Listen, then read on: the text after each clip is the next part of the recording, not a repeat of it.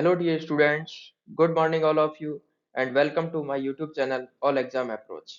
प्यारे बच्चों, आज हम मानव भूगोल के मूल सिद्धांत पाठ्य पुस्तक के 7वें अध्याय का पार्ट 2 पढ़ रहे हैं, जिसके तहत हम पर्यटन को पढ़ेंगे। तो प्यारे बच्चों, इससे पूर्व हमने व्यापार एवं वाणिज्य, व्यापार एवं वाणिज्य, इसके अलावा परिवहन, परिवहन, संचार और सेवाओं के बारे में पढ़ा था। और ये सभी क्या है बच्चों, ये तृतीयक क्रियाएं थी। कैसी थी बच्चों?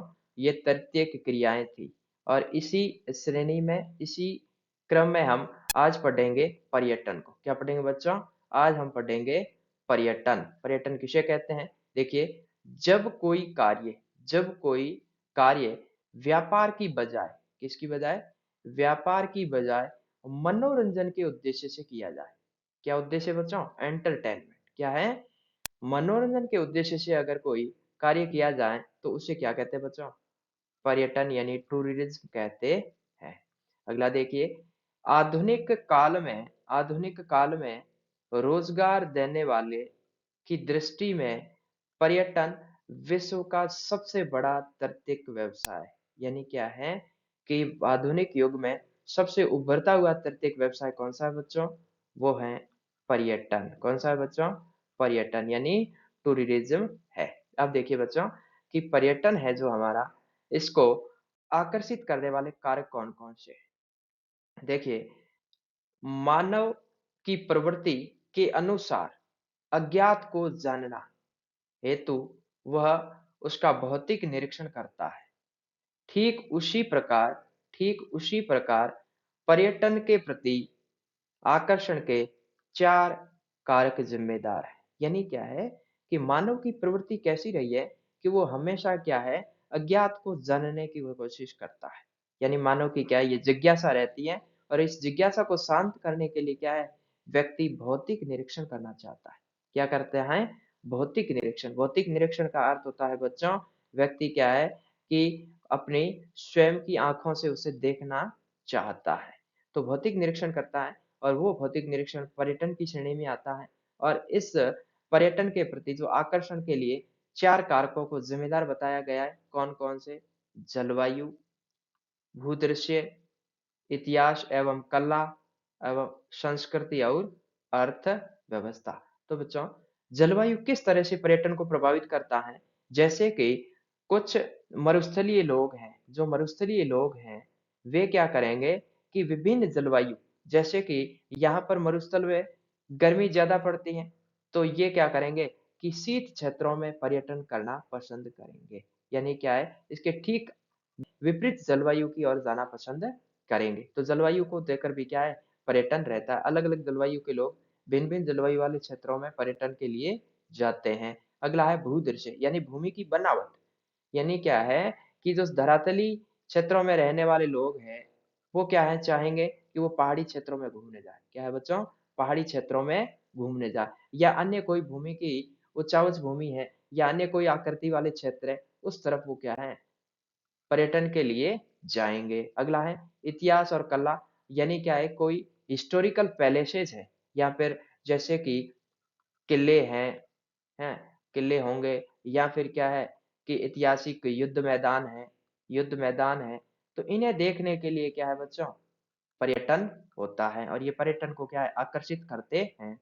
अगला है संस्कृति और अर्थव्यवस्था। यानी क्या है कि वहाँ पर रहने वाले लोग हैं, उन लोगों का जो रहन-सहन है और जो आर्थिक गतिविधियाँ हैं, ये भी क्या है, एक पर्यटन का केंद्र बनी हुई होती है।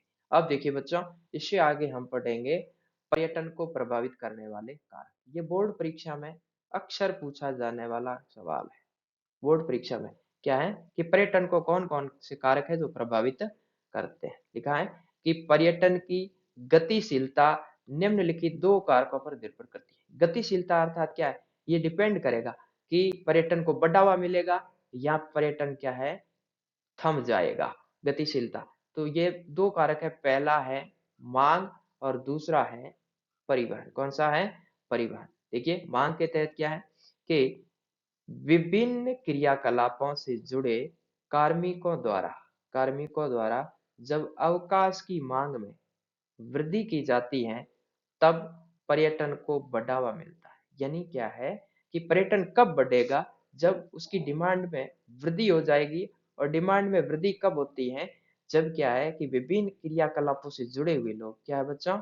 विभिन्न क्रियाकलापों से जुड़े हुए लोग हैं, वो क्या करते हैं? अवकाश की मांग करते हैं, यानी वो छुट्टियों पर जाते हैं। इसका अर्थ ये हुआ कि वो क्या करेंगे कि कहीं न कहीं घूमने जाएँगे। क्या है बच्चों? घूमने जाएँगे। और घूमने जाना ही क्या कहलाता है? पर्यटन।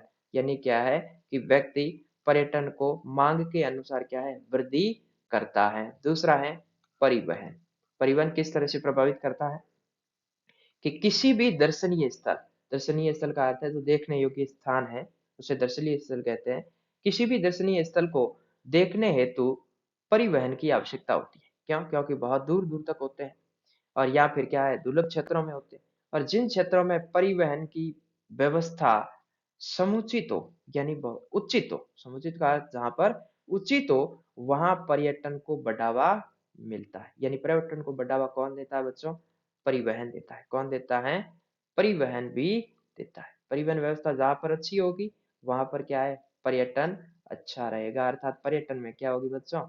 वृद्धि होगी। अब देखिए, अगला जो हमारा इसमें टॉपिक रहता है, चिकित्सा पर्यटन में क्या आता है कि जब चिकित्सा उपचार को अंतरराष्ट्रीय पर्यटन की गतिविधियों से जोड़ दिया जाता है, उससे क्या कहते हैं बच्चों? चिकित्सा पर्यटन कहा जाता है। यानी क्या है कि व्यक्ति जहाँ पर सस्ता इलाज हो और वो किसी अन्य देश जाता है। क्या है बच्चों? अन्य देश जाता है और इलाज के लिए जाता है, और साथ-साथ में इसे क्या है, पर्यटन की गतिविधियों से जोड़ दिया जाता है, तो उसे क्या कहते हैं? चिकित्सा पर्यटन कहा जाता है। क्या कहते हैं बच्चों उसे? चिकित्सा पर्यटन कहा जाता है। अब देखिए इसकी विशेषता अगली लिखी कि चिकित्सा पर्यटन का प्रमुख कारण सस्ती स्वास्थ्य सेवाएँ, यानी कोई भी व्यक्ति विदेश में स्वास्थ्य अर्थात चिकित्सा के लिए जाएगा, जिसका मूल कारण क्या है कि इसमें लागत कम आती है। क्या है बच्चों? इसमें लागत कम आती है, अर्थात कम खर्च में ही इलाज संपादित हो जाता है। सामान्यतः चिकित्सा पर्यटन विकसित देशों के लोग विकासशील देशों में आते हैं। यानी क्या है कि जो डेवलपमेंट कंट्री है, कौन से बच्चों? जो डेवलपमेंट कंट्री है, वहाँ से क्या है बच्चों? वहाँ के जो लोग हैं, वो किस तरफ आएँगे? जो प्रोग्रेसिव कंट्री है, जो विकासशील देश है, उसकी तरफ आएँगे। वहाँ पर्यटन के उद्देश्य से आएँगे। उदाहरण के तौर पर अगर दुनिया में उदाहरण ले लिए जाए, तो देखिए, उदाहरण में देखिए, भारत इसका सबसे बड़ा उदाहरण है। यानी भारत में लोग क्या है, चिकित्सा पर्यटन के लिए आते हैं। इसके अलावा देखिए सिंगापुर, मलेशिया और स्विट्जरलैंड शामिल है। अब देखिए, अगला जो नया टॉपिक हमारा है, बाह्य स्रोतन। कौन सा है बच्चों? बाह्य स्रोतन। आउटसोर्सिंग क्या होता है? क्या है बच्चों? आउटसोर्सिंग, बाह्य स्रोतन किसे कहते हैं? जब किसी विदेशी एजेंसी को काम ठेके पर देना या दिया जाता है, उसे आउटसोर्सिंग कहा जाता है। क्या है बच्चों? कि जब कभी किसी कार्य को संपादित करने का ठेका है, किसी विदेशी एजेंसी को दे दिया जाए। क्या है बच्चों? विदेशी एजेंसी को दे दिया जाए, तो उसे क्या कहेंगे? आउटसोर्सिंग कहा जाता है। और कोई भी कार्य जब ठेके पर दिया जाता है, तो संबंधित फर्म की क्या है? ज़िम्मेदारी रहती है, ज़िम्मेदारी रहती है। अब देखिए, बाह्य स्रोतन के उद्देश्य, यानी क्या है कि कोई भी जो देश है, वो बाह्य कंपनी को या एजेंसी को कार्य ठेके पर क्यों देता है, उसके उद्देश्य क्या है? तो पहला उद्देश्य है कि लागत में कमी करना। यानी क्या है, किसी विदेशी कंपनी को देते हैं, तो वो सस्ते में कार्य करके दे देती है। क्या बच्चों? वो क्या करेगी? वो सस्ते दाम पर कार्य करेगी, सस्ते दाम पर कार्य करेगी, अर्थात क्या? लागत में कमी आएगी, इसलिए किया जाता है। और दूसरा उद्देश्य है कि दक्षता में वृद्धि। क्या है बच्चों? दक्षता में वृद्धि, यानी क्या है कि जो विदेशी टैलेंट है, क्या बच्चों? जो विदेशी टैलेंट है, वो क्या है? उस संबंधित देश में आ जाएगा, अर्थात क्या है? कौशल में वृद्धि हो जाएगी। अगला देखिए, जो आउटसोर्सिंग है ये कितने टाइप्स का होता है, यानी बाह्य स्रोतन के क्या बताए बच्चों, ये है आपके प्रकार। बाह्य स्रोतन कितने प्रकार का होता है, ये दो प्रकार का होता है। कितने बच्चों, यह दो प्रकार का होता है। पहला है ज्ञान आधारित बाह्य स्रोतन, यानी क्या है, केपीओ। क्या है बच्चों, केपीओ। के for knowledge, P for processing और ओ फॉर आउटसोर्स, आउटसोर्सिंग। तो केपीओ, केपीओ किसे कहेंगे कि इसके तहत अनुसंधान यानी रिसर्च और विकास की क्रियाएं शामिल की गई, यानी डेवलपमेंट की। जो डेवलपमेंट और रिसर्च की बातें होगी वो सब किसमें आएगी, ज्ञान प्रक्रिया बाह्य स्रोतन, यानी क्या है, नॉलेज प्रोसेस आउटसोर्सिंग में आएगी। अच्छा, इसमें क्या क्या शामिल है बच्चों, ई लर्निंग, यानी क्या है, इंटरनेट के माध्यम से, है ना, हम दूर बैठे क्या है, अन्य व्यक्ति से पढ़ सकते हैं। और इसके अलावा क्या है, कानूनी जानकारी या ज्ञान और बैंकिंग सेक्टर इसमें शामिल है। और ये सब कैसी है बच्चों, ये नॉलेज आधारित है। कैसी है, ये नॉलेज आधारित है। ये कैसी है, नॉलेज आधारित होती है। अगला देखिए, इसका बाह्य स्रोतन का दूसरा प्रकार है व्यवसाय प्रक्रिया बाह्य स्रोतन। व्यवसाय यानी बिजनेस, पी फॉर प्रोसेस और क्या है, ओ फॉर आउटसोर्सिंग, यानी ये क्या है, बीपीओ है। पहले वाला क्या था बच्चों, केपीओ, और ये क्या है, बीपीओ। अब व्यवसाय आधारित होगा तो इसके तहत विनिर्माण संबंधी गतिविधियों को शामिल किया गया है। विनिर्माण का अर्थ है वस्तु का निर्माण करना। वस्तु का क्या है बच्चों, निर्माण करना। निर्माण यानी मैन्युफैक्चरिंग, यानी हाथ या मशीन से वस्तु का निर्माण करना। तो वस्तुओं के निर्माण संबंधी गतिविधियां हैं वो किसके शामिल है, बीपीओ के तहत, यानी व्यवसाय प्रक्रिया बाह्य स्रोतन में शामिल की गई है। इसके तहत क्या क्या शामिल है बच्चों, इंजीनियरिंग सेवाएं और सूचना प्रौद्योगिकी इसके तहत शामिल की गई है। अब देखिए, अगला जो हमारा आउटसोर्सिंग से रिलेटेड टॉपिक है जिसका नाम है ऑफशोरिंग। क्या है बच्चों, ऑफशोरिंग। इसे हिंदी में कहते हैं अपतरण। क्या कहते हैं बच्चों, अपतरण। ऑफशोरिंग, अपतरण। अपतरण किसे कहेंगे कि जब बाह्य स्रोतन के कार्य समुद्र पार के देशों के साथ किए जाते हैं, उसे क्या कहते हैं बच्चों, अपतरण कहा जाता है। बाहरी यानी क्या है, समुद्र पार का अर्थ है तटीय पड़ोसी देश। कौन से बच्चों, तटीय पड़ोसी देश। तटीय पड़ोसी देश, इनके साथ जब क्या है कि व्यापारिक संबंध स्थापित किए जाते हैं तो उसे क्या कहा जाता है बच्चों, अपतरण कहा जाता है। ये संबंध कैसे होंगे, ये भी एक बाहरी कंपनी को, एजेंसी को क्या है, ठेके पर दिए जाएंगे। फिर लिखा है कि अपतरण उन्हीं तटीय पड़ोसी देशों के साथ किया जा सकता है जो क्या है बच्चों, सस्ता और कुशल, सस्ता और कुशल श्रम उपलब्ध करवा पाए, और जिससे क्या है कि वाजिब दाम पर कार्य को संपादित किया जा सके तथा बेरोजगारी में क्या है, कमी ला सके, और साथ ही साथ क्या है, प्रवास भी कम हो। यानी क्या है कि अपतरण के कई उद्देश्य एक साथ शामिल है कि तटीय पड़ोसी उसी के साथ ये संबंध स्थापित किए जाएंगे, व्यापारिक संबंध, जो क्या है कि सस्ते यानी कम लागत में कार्य संपादित करे, और वहां की जो लेबर है वो ट्रेंड होनी चाहिए अर्थात कुशल होनी चाहिए, और साथ में क्या है कि वाजिब दाम पर क्या है, कार्य संपादित करे। और कार्य संपादित जब वाजिब दाम पर होगा तो अधिक लोगों को रोजगार मिलेगा, और जिससे क्या है, बेरोजगारी में कमी आएगी, और बेरोजगारी में कमी आएगी तो लोगों में क्या है, प्रवास में कमी आएगी, अर्थात वो क्या है, अपना मूल स्थान छोड़कर अन्य स्थान पर प्रवास नहीं करेंगे। इसमें देखिए, अगली जो टर्मोलॉजी है होम शोरिंग। क्या है बच्चों, होम शोरिंग। होम शोरिंग किसे कहेंगे, जब तकनीकी के माध्यम से, किसके माध्यम से बच्चों, देखिए, टेक्नोलॉजी के माध्यम से, तकनीकी के माध्यम से किसी कार्य को घर बैठे संपादित करना। घर बैठे, जिसे क्या कहते हैं, वर्क फ्रॉम होम कहा जाता है। यानी घर बैठे किसी कार्य को तकनीकी के माध्यम से, यानी तकनीकी अर्थात क्या है, कंप्यूटर। किसके माध्यम से बच्चों, कंप्यूटर के माध्यम से घर बैठे क्या है, किसी कार्य को संपादित करेंगे, उसे क्या कहते हैं, वर्क फ्रॉम होम, या फिर क्या कहेंगे बच्चों, उसे कहते हैं होम शोरिंग। क्या कहा जाता है, होम शोरिंग कहा जाता है। देखिए ऐसी जो गतिविधियां हैं वर्तमान में कोविड-19 से पैदा हुई थी और ये ज़्यादा प्रचलन में रहा था जब क्या है कंप्यूटर पर काम करने वाले व्यक्ति क्या है घर बैठे इन कार्यों को संपादित कर रहे थे। जिसे क्या कहते हैं वर्क फ्रॉम होम यानी घर से बैठे-बैठे कार्य को संपादित करना और इसे क्या कहते हैं होम शोरिंग कहा गया है। अगला देखिए बच्चों अंकीय विभाजन। अंकीय विभाजन किसे कहते हैं?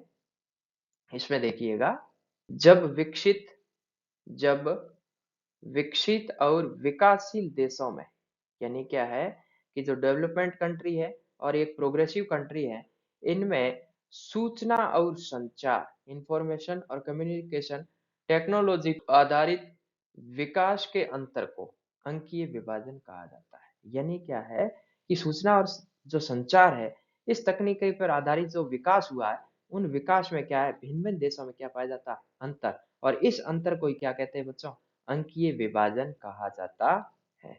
अब देखिए अगला लिखा है चूंकि एक ही देश में सूचना और सूचना व तकनीकी पर आधारित विकास में असमानता देखी जा सकती है। यानी एक ही देश में भी क्या है अंकीय विभाजन पाया जाता है। एक देश में भी अंकीय विभाजन पाया जाता है या फिर क्या है दो देशों के मध्य अंकीय विभाजन पाया जाता है और दो देश कैसे रहेंगे एक विकसित रहेगा तो दूसरा कौन सा रहेगा विकासशील रहेगा। कैसा विकासशील रहेगा और ध्यान रहे विकासशील देशों की अपेक्षा विकसित देशों में क्या है सूचना और तकनीकी जो तंत्र है वो क्या है स्ट्रांग होता है। इसमें अगला देखिए बच्चों चतुर्थ क्षेत्र। इससे पहले बच्चों हमने क्या है तृतीयक क्षेत्र की बातें की। किसकी की तृतीयक क्षेत्र की जिसमें क्या है व्यापार एवं वाणिज्य शामिल था व्यापार और वाणिज्य शामिल था और इसके अलावा क्या है बच्चों परिवहन इसमें शामिल था परिवहन शामिल था सूचना और संचार इसमें शामिल था सूचना एवं संचार शामिल था विभिन्न प्रकार की सेवाएं उसमें शामिल थी और इसके साथ में उसमें पर्यटन भी शामिल था। क्या था बच्चों पर्यटन भी शामिल था और ये सभी की सभी कैसी गतिविधियां थी तृतीयक क्रियाकलाप थे। कैसे थे बच्चों तृतीयक क्रियाकलाप या फिर तृतीयक गतिविधियां थी। लेकिन अब हम पढ़ेंगे बच्चों चतुर्थक गतिविधियां या चतुर्थक क्षेत्र।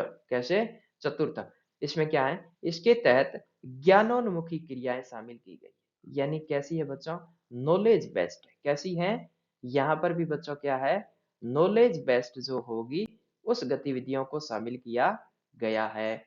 अब इसमें कौन कौन से उदाहरण रहेंगे ये परीक्षा में पूछा जा सकता है कि चतुर्थ क्षेत्र के उदाहरण दीजिए तो हेल्थ है स्वास्थ्य शिक्षण संस्थाएं दफ्तर कार्य यानी ऑफिस वर्क और रंगमंच संबंधी कार्य किसमें शामिल है बच्चों चतुर्थक क्षेत्र में शामिल किए गए हैं।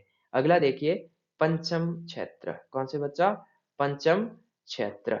इसमें देखिए इसके तहत उच्च ज्ञान आधारित यानी क्या है हाई नॉलेज कैसा नॉलेज बच्चों जो हाई नॉलेज है उस पर आधारित नवाचार यानी इनोवेशन नवाचार का अर्थ क्या बच्चों इनोवेशन को शामिल किया गया है जिसमें नवीन प्रौद्योगिकी और नीति निर्माणकर्ताओं कौन सा नीति निर्माणकर्ताओं को शामिल किया गया है। अब देखिए जो नई प्रौद्योगिकी यानी जो आपके न्यू टेक्नोलॉजी आ रही है वो टेक्नोलॉजी किसमें शामिल है बच्चों पंचम क्षेत्र में और इसके अलावा क्या है बच्चों पॉलिसी मेकर नीति निर्माता है जो पॉलिसी जो मेकर है नीतियों का निर्माण करने वाले वे लोग भी किसमें शामिल है बच्चों पंचम क्षेत्र में शामिल है। तो इस तरह से क्या है बच्चों हमने प्रारंभ से लेकर अंत तक हमने क्या है कि तृतीयक और चतुर्थ क्रियाओं को विस्तृत पढ़ा और साथ में क्या है कि पंचम क्रिया की भी बेसिक जानकारी ली। मुझे विश्वास है कि ये टॉपिक आपको अच्छे से समझ में आया होगा। वीडियो देखने के लिए धन्यवाद।